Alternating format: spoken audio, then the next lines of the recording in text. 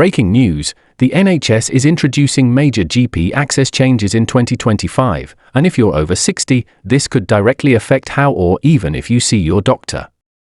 For many across the UK, booking a GP appointment has already become a frustrating experience. Long waiting times, unreturned calls, and unavailable slots are far too common.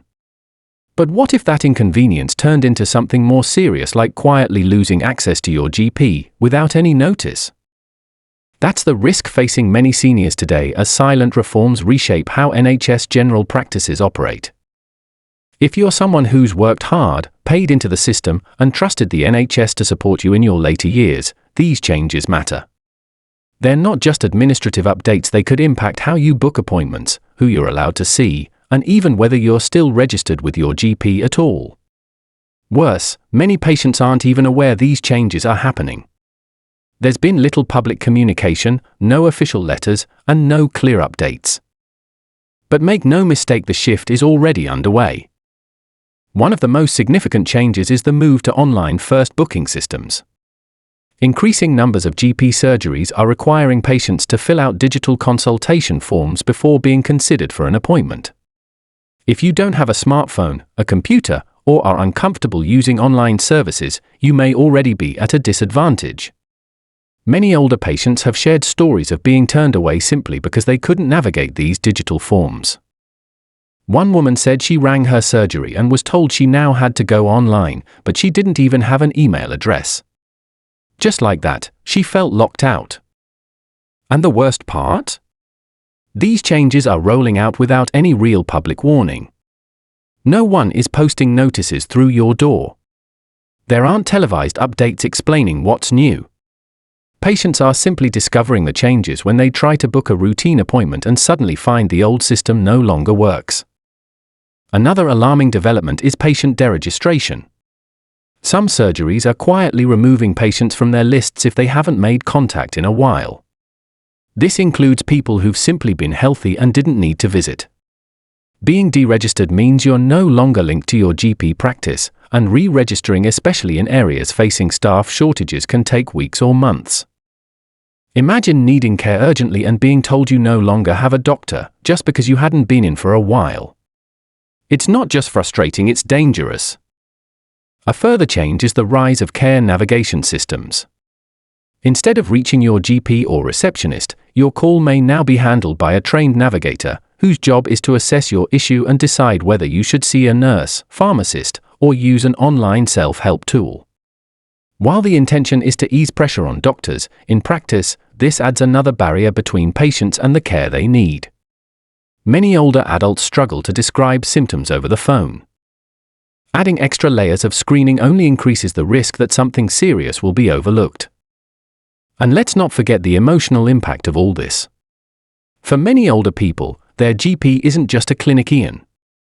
They're a trusted, familiar face, someone who understands their history, their conditions, and even their personality. Moving away from that to a cold, transactional system where you're passed between strangers and online forms can feel deeply unsettling. One woman I spoke to, 76 years old, had been seeing the same GP for over 20 years. But after her local practice merged due to staff shortages, she couldn't get through on the phone. The online system wouldn't accept her. When she finally reached someone, she was told her doctor had retired and she'd been moved to another practice. No warning, no explanation, no choice. Why is this happening? NHS leaders say it's about modernization and managing increased demand. And yes, GPS are overworked, and the system is under strain. But cutting out vulnerable patients in the name of efficiency isn't the answer. Seniors, many of whom paid into the NHS their entire lives, should not be made to feel like they're a burden to the system. So what can you do to protect your access to care? First, check in with your GP surgery. If you haven't had contact in a while, call and confirm you're still registered. Ask how appointments are now being booked.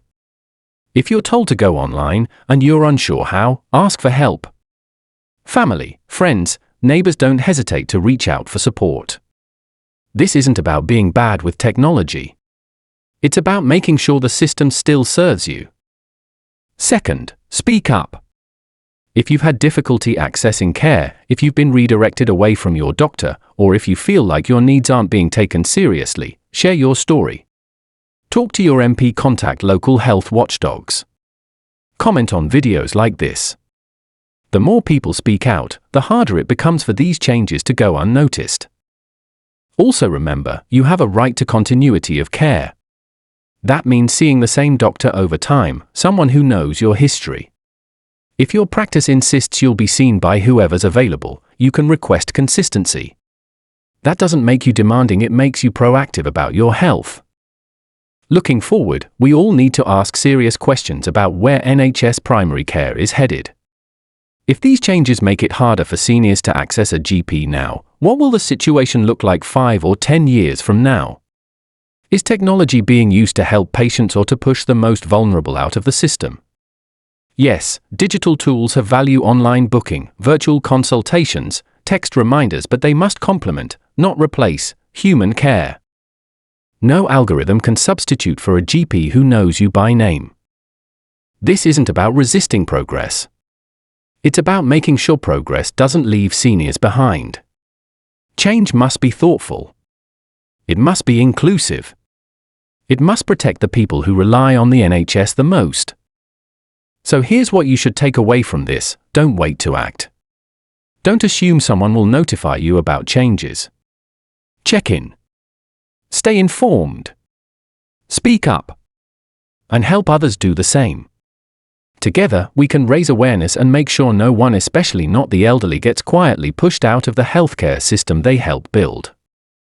If you found this video helpful, please give it a like, it helps others find it too. Subscribe to the channel if you want to stay updated on NHS reforms, pension news, and support for older adults across the UK.